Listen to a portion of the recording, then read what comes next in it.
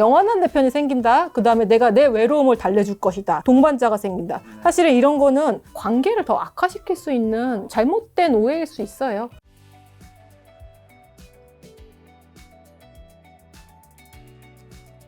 말씀하신 재산 분할은 제가 알고 있기로 결혼한 지 얼마 안 됐을 때는 네. 서로가 이제 원래 그 전에 결혼 이후에 모은 재산이 얼마 안 되니까 각자 뭐 비중이 그렇게 되는데 뭐 5년인가 하여튼 좀 꽤 시간이 지나면 그때부터는 그 전에 가져온 거 그런 관계 없이 그냥 반반이라든가 이런 게 있던데. 그러니까 이런 오해들이 여러분 아직도 우리를 힘들게 한답니다. 자, 어떻게 되나요? 정리해 주세요. 그러니까 혼인기간 10년이면은 무조건 반반이다라는 네. 이런 얘기 되게 많이 들어보셔서 내가 이제 8년이야. 그러니까 2년만 버티면 돼. 그러면 내가 재산 분할 15억 받을 수 있어. 막 이렇게 생각을 하시는 분들이 굉장히 많죠. 이건 전혀 잘못된 너무나 잘못된 재산 분할의 의미는 두 가지 중에 하나는 청산적인 의미라고 해서 혼인기간 중에 형성한 현재 남아있는 재산을 몇 대 몇으로 분배할 것이 이제 문제의 하나. 그걸 결정함에 있어서 혼인기간은 하나의 굉장히 중요한 조건이 될 수 있어요. 중요한 기준이 될 수 있어요. 혼인기간이 길수록 전업주부인 여성들의 기여도가 높아지는 측면이 있죠. 예. 사실은 그것보다 더 중요한 거는 혼인기간이 길고 총재산이 얼마인지가 굉장히 중요해요. 10년을 살았는데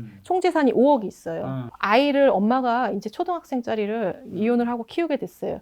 그러면은 몇 퍼센트 줘야 될 것 같아요? 그럼 뭐 6대 4? 6이야 엄마가? 6이 엄마, 뭐 7이나. 전업주부는 어떤 의미냐면요. 경제활동을 혼인기간 중에 적극적으로 하지 않았고 그 다음에 결혼을 할 때도 뭔가 큰 그 집이나 뭐 이렇게 신혼집이나 거기에 보탬이 없이 그냥 뭐 혼수 정도 해오신 분들을 이제 보통 전업주부 기준으로 하는데 그럴 때 전업주부의 기여도가 아무리 높아도 50%는 안 나와요. 최대가 50%인데요. 지금 말씀하신 총재산이 5억 내외로 크지 않은 경우에 엄마가 아이를 키웠을 경우에는 50% 주는 게 맞아요.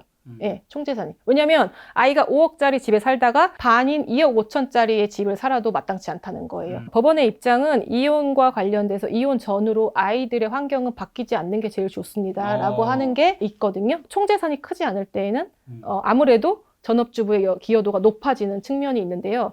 똑같이 10년을 살았는데 총재산이 50억이에요. 남편이 사업이 빵 터졌어. 그래가지고 50억을 갑자기 크게 벌게 돼서 총재산이 50억일 때 10년을 살았다고 해서 이 사람한테 25억을 떼어줄까라고 하는 건 전혀 아닙니다. 제가 봤을 땐 10억 나와요. 왜요? 총재산이 큰데 이게 살아가는데 10억이면 충분하니까? 네, 맞습니다. 절대적인 금액을 보는 거예요. 결국에는 절대적으로 10억이면은 충분히 엄마가 집 한 채를 구해서 아이들과 살 수 있는 환경이 되기 때문에 그런데도 내가 25억을 받아겠어요라는 그런 꿈 같은 상상을 하시는 분들이 그러면 이제 굉장히 소송이 많죠. 되는 거군요. 네. 지금 자기가 궁금한 만약에 아이가 없으면 어떻게 돼요? 아이가 없으면 더 낮아지죠. 재산 분할은 두 가지 기준이 있는데 아까 청산적인 요소가 있고요. 그 다음에 청산적인 요소는 기본적으로 혼인기간이 얼마인지, 총재산이 얼마인지, 그 다음에 혼인기간 중에 각자 적극적, 소극적으로 재산 형성과 유지 증식이 어떻게 기여했는지에 따라 달라지죠. 그러니까 적극적으로 경제활동을 해서 소득이 있는 사람이 기여도가 높아질 수밖에 없는 건 그런 의미이고 가사 양육에 있어서 또 기여분이 당연히 있는 거고 그런 거고요. 또 하나는 이제 재산 분할은 부양적인 요소가 있다는 거예요. 부양. 우리가 예를 들어서 10년 동안 남편을 뒷바라지 해가지고 교수를 이제 만들어놨어.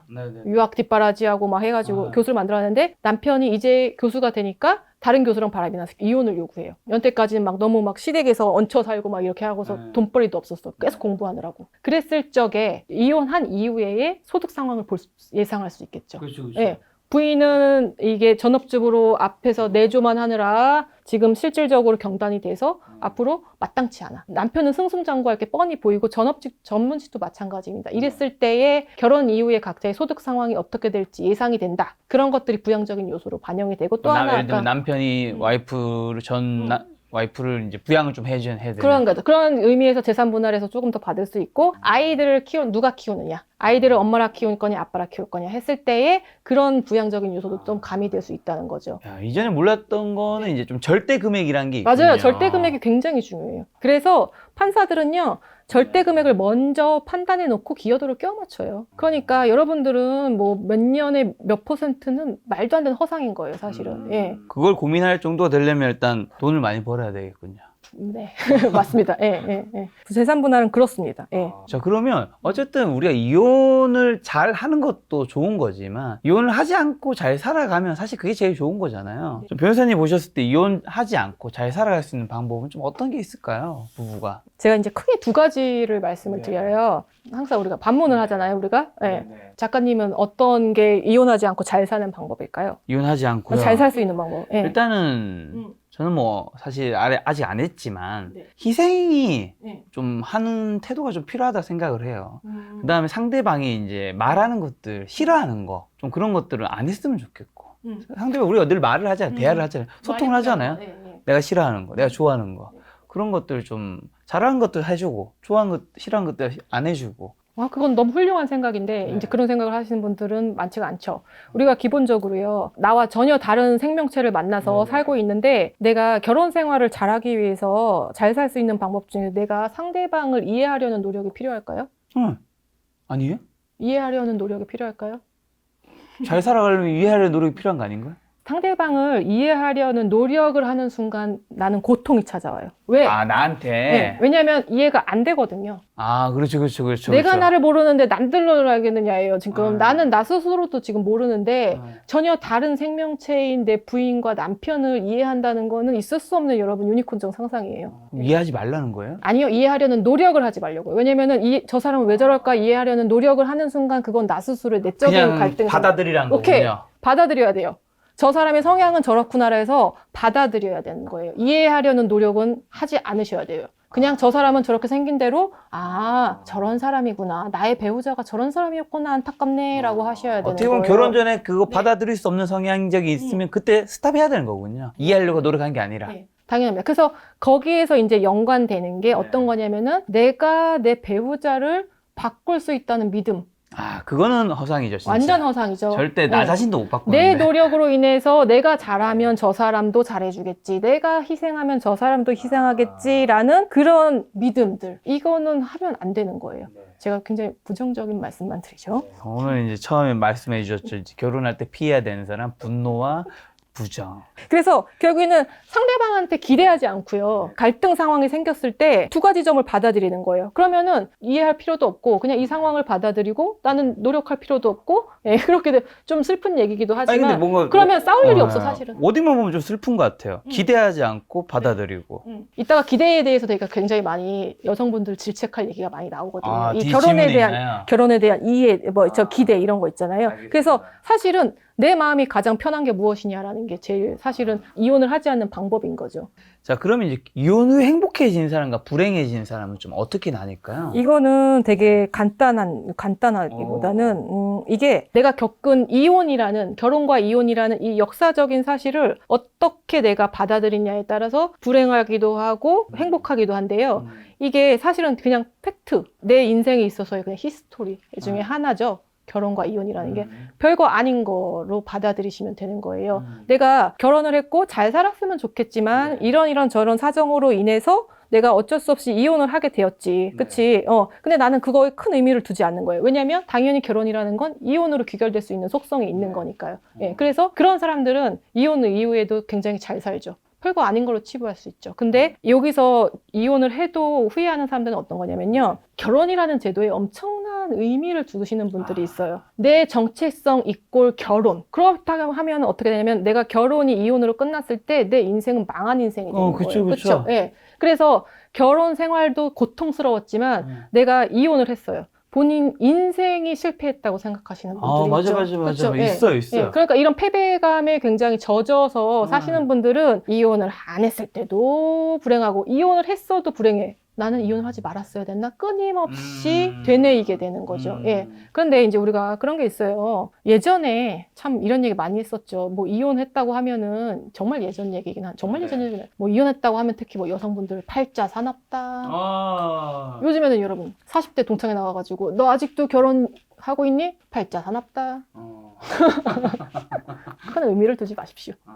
네. 대체 그러면 혹시 남자나 여자 이혼했을 때 더 행복한 게 성별로 좀 다른 것도 있나요? 아니면 그냥 그건 상관없나요? 여자분들이 좀 더 이제 통계적으로 말했을 때는 만족감이 더 큰 것 같고요. 남자분들은 조금 후회하시는 분들이 좀 있는 것 같기는 해요. 왜냐면은 참 본인이 몰랐던 어떤 세세하게 챙겨줌을 받는 것에 대한 그런 소소한 고마움들 이런 것들이 이제 그때 이제 느끼게 되는 거죠. 요즘에 이제 사실 이혼 프로그램도 많잖아요. 이혼 프로그램도 이제 나와가지고 이제 그분들 또 새로운 연애도 하고, 제 주변에도 사실 요즘에 이제 이혼하는 이제 지인들도 좀 있고 한데, 제가 어느 날 뭔가 이상하다는 거 딱 하나 깨달은 게 뭐였냐면, 이제 그분들이 그럼 이제 방송에서나 아니면 다른 데서도 보면 꼭 이혼한 사유를 물어보잖아요. 이제 그분들이 이제 대답하시는 게 이제 상대방이 어떤 것들을 이제 이야기를 많이 얘기하세요. 네. 물론 이제 상대방이 뭐 외도라든가 폭력 이거는 너무나도 분명한 기책 그분의 사유겠지만, 근데 전 계속 듣다가 어느 순간 이혼 사유를 말하는데 자기 사유를 말하는 사람을 한 명도 못 본 거예요. 맞아요. 근데 사실 이혼이랑 한다는 거는 그 반대편에 그 사람도 있다는 건데, 그 반대편의 사람도 또 딴 데 가서 또 상대방을 얘기하고 있는 거잖아요. 우리가 뭔가 나를 좀 돌아봐야 되는 것도 있는 걸까요? 어떨까요?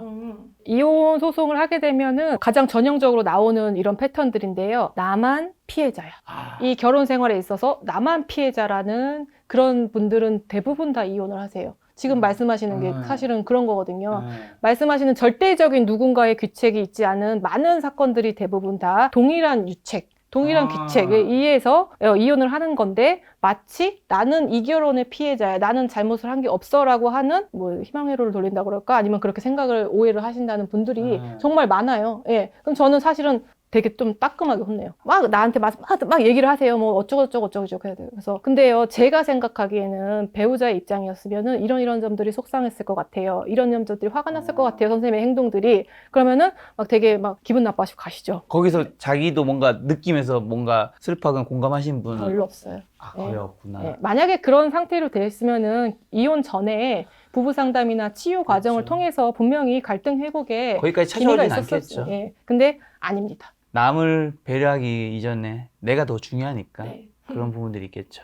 자, 그럼 우리가 결혼하기 전에 좀 반드시 생각해 봐야 될 문제는 뭘까요? 결혼 후에 생각하면 많이 피곤한 일이 생기니까. 우리가 결혼에 대한 어떤 장밋빛 오해들이 굉장히 많죠. 이 오해들을 풀어야 돼요. 결혼을 하면 어떨 것이다. 어떨 것이다. 영원한 내 편이 생기는 있습니다. 거다. 예, 영원한 내 편이 생길 것이다 라고 하죠. 그렇죠? 아침에 일어나면 된장찌개와 함께 밥을 먹을 수 있을 것이다. 내가 이런 거 지적하려고 한 거야, 지금. 남자들의 낭만. 남자들의 영원한 내 편. 저는 점심, 저녁 기대하지 않습니다. 아침에 일어났을 때 뜨뜻한 국물. 왜 그거를 우리 부인이 해줘야 돼? 저 열심히 살겠습니다. 된장찌개 먹고 싶은 사람이 열심히 끓여 돈 먹으면 벌어 되지. 오겠습니다. 그러면 안 됩니까? 아이, 진짜. 영원한 내 편이 생겨. 이거 되게 중요한 말인데요. 이게 굉장히 유니콘적인 어떤 신화, 그런 거라는 거죠. 네, 영원한 내 편이 어디 있습니까, 여러분? 인간은 외로운 존재입니다, 여러분. 그렇죠? 이 외로움은 항상 결혼을 한다고 해서 내 편이 생기고, 내가 내 외로움을 상대방이 달래줄 수 있고, 나를 위로해줄 수 있고, 동반자가 생기고, 이런 거요. 사실은 아니죠. 아니, 전 믿고 있습니다. 영원한 내 편이라는, 예를 들어서 이런 거예요. 내가 결국에는 내 편이라는 거는 내가 힘들 때, 어떤 상황이 닥쳤을 때 나를 위로해 줬으면 좋겠고, 그렇죠? 예. 그 내가 원하는 대로 해줬으면 좋겠고, 이런 거거든요. 근데 사실은 그거는 상대방에 대한 기대인 거죠. 이게 아니라는. 근데 상대방은 아니야. 난 네가 생각하는 게 다른 것 같고, 나도 살기도 힘들어. 나도 외로워. 뭐 이렇게 되면은 그 외로움이라는 거는 사실은 더 커질 수밖에 없는 거죠. 내가 외로움을 잊고자 결혼을 했고 내 편이 생길 것 같았는데 전혀 아니었다. 그건 스스로 자기가 만들어낸 오해로 인해서 더 큰 상처와 절망과 그런 걸 얻는 거예요. 제가 계속 부정적인 얘기 맞아요, 여러분. 그래서 영원한 내 편이 생긴다. 그 다음에 내가 내 외로움을 달래줄 것이다. 동반자가 생긴다. 사실은 이런 거는 관계를 더 악화시킬 수 있는, 그쵸, 잘못된 오해일 수 있어요. 기대하고 본 영화는 재미없을 확률이 높으니까. 맞습니다. 예. 그리고 또 하나는 결혼을 하면 안정적이다. 그렇죠. 안정적이에요. 뭐가 안정적이에요? 이제 뭐 다른 남자, 여자 그쵸? 안 만나도 네. 되고 맞아요. 쓸데없는 시간 안 낭비해도 되고 내가 영원히 함께 갈 사람과 오순도순. 그러니까 이게 두 가지의 면인데, 내가 결혼을 하면 안정적인다는 거는 이성적인 면에서 내가 연애를 해서 헤어지고 또 새로운 연애를 하고 얼마나 뭐 피곤합니까? 이런 피곤함에서 벗어날 수 있다는 거잖아요. 그렇죠? 그래서 결혼을 한다. 그래서 안정적이다. 근데 사실은 그건 되게 슬픈 얘기 아닙니까? 왜요? 슬픈 얘기죠. 왜 슬프죠? 왜냐면 내가 결혼을 함으로써 나의 이성에 대한 관심을 끊어야 된다는 어떤 그건 전제가 있는 거잖아요. 슬프신가요? 경제적인 부분에 생각을 해보면요. 경제적으로 안정이 될 것이다라는 건 사실은 굉장히 큰 잘못된 생각인 게요. 제가 너무 많은 신혼부부들을 보면요. 결혼 전에 각자 200~300만 원씩 소득이 있었고, 그것을 본인의 소득 범위 안에서 알뜰살뜰 잘해서 취미생활도 하고 월세도 내고 뭐도 하면서 의식주 비용을 다 하고 얼마 정도 저축하고 이렇게 잘 살아왔어요. 부족함 없이 살아왔어요. 많은 돈은 아니지만. 근데 그런 2, 300만 원을 버는 두 남녀가 만나서 결합을 해서 결혼을 했을 때 갑자기 이들 부부는 가난해지게 돼요. 기본적으로 두 사람이 합쳐지면 어떤 게 제일 크죠? 우리가? 집? 집. 한국에서는 그 집에 대한 집 마련에 대한 부담감이 되게 크잖아요. 그러면 뭐죠? 대출이 생기게 되죠. 네네. 그 대출 비용이라는 것이 두 사람의 소득에선 없었던 건데 사실은 그쵸? 그 비용이 굉장히 크게 되고 그다음 또 하나는 아이가 출산하게 되면은 이중고로 나타나는데 아이가 출산하게 되면 결국에는 맞벌이를 하다가 한 명이 중단되게 되는 어쩔 수 없는 상황이 발생을 하고 외벌이 가정이 많이 발생을 하죠. 그래서 일부의 소득으로만 일방의 소득으로만 살 수밖에 없는데 그런데 아이에 대한 들어가는 돈이 너무 많아요. 그래서 가난의 수순으로 가는 경우가 굉장히 많아요. 경제적인 부분, 가난해진다. 경제적인 부분 굉장히 허덕인다고요. 그러니까 내가 결혼을 하면 안정적인 생활을 경제적으로 할 수 있겠지라는 건 사실은 현실적으로는 맞지 않는 말이죠.